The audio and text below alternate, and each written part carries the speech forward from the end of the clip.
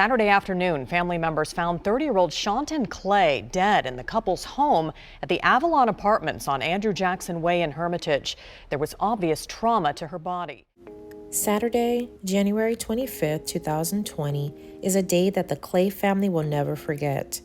30-year-old Shawnton Clay, affectionately called Shawnee Bon, was supposed to be at work, but she never showed. Her family attempted to reach her but got no answer. Out of concern, a few family members went to her home to check on her well-being. After continuously knocking with no response, they became more worried and decided to force their way inside of her apartment on Andrew Jackson Way in Hermitage, Tennessee, a suburb of Nashville. They entered and found their beloved Shawnee Bon lying motionless. It was clear that she was deceased due to the obvious signs of trauma to her body. Shawnton lived in the apartment with her 42-year-old husband named Ronald Dickens Jr. They were married for less than 2 years. The family and police tried to contact him to tell him about his wife's demise, but could not reach him. The family became suspicious and disclosed that the couple were not living in newlywed bliss. They said that Shawnton had filed for a divorce sometime in October 2019, just a few months before she was found dead. The police started digging and found court papers detailing a violent incident between the pair. Back in July of 2018, Shawnton filed a police report against Ronald, alleging that while sitting in the car, they got into an argument after she announced that she was breaking up with him. He then proceeded to punch her several times and drag her out of the car by her hair and even pulled out some of her hair while yanking her to her feet. He fled the scene and was not arrested for the assault until about a year later. Unfortunately, sometime while he was evading the law, he was able to convince Shawnton that they belonged together. So much so that just 2 months after the alleged assault, they went and eloped in Las Vegas. By the time the police caught up with him and put him under arrest, they were married and living together. The case wound up getting dismissed because Shawnton refused to answer their calls to assist in prosecuting Ronald. Sadly, a few months later, she was murdered. 3 days after her death, police issued a warrant for her husband for criminal homicide.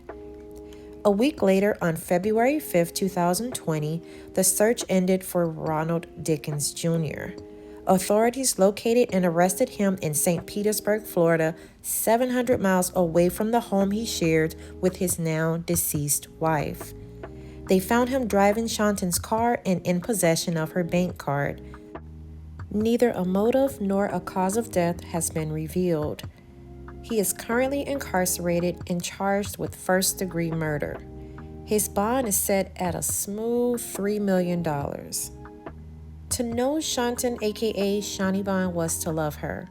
Her family described her as lovable, kind-hearted, and ambitious.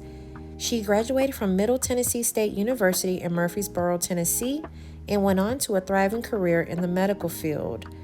She was an advocate for mental health awareness and had a deep passion for hiking, which led her to become an organizer for a health and wellness organization called Girl Trek that encouraged African American women to take charge of their health and communities one walk at a time. As you can see, Shawnton was surrounded by so many people that loved her, yet and still she fell victim to domestic violence. She probably believed that her husband would change and he'd never hurt her again. If they'll hurt you once, they'll hurt you twice. The next go around may be worse than the first and actually cost you your life. Shawnton posted a cryptic message on Facebook just 2 days before her death that read, "We are all on borrowed time." She even had a funeral theme for her 30th birthday photo shoot, which was a few months before her death. The foreshadowing on this situation is scary. To the women out there that are suffering in silence, too afraid or embarrassed to ask for help from family or friends, there are people that you don't know but want to help you. Victims of abuse and trafficking can get free and confidential services by calling the Nashville's Family Safety Center on Murfreesboro Pike at 615-880-1100 or ofs.nashville.gov. There's also the National Domestic Violence Hotline at 1-800-799-7233. If the husband did indeed take her life, he needs to suffer the harshest penalty that the law allows. Let's pray for justice for Shawnton and closure for the family. If you enjoyed the video, please do me a favor and hit the like button. Don't forget to subscribe, share, and comment. Until next time, be aware, be safe out there.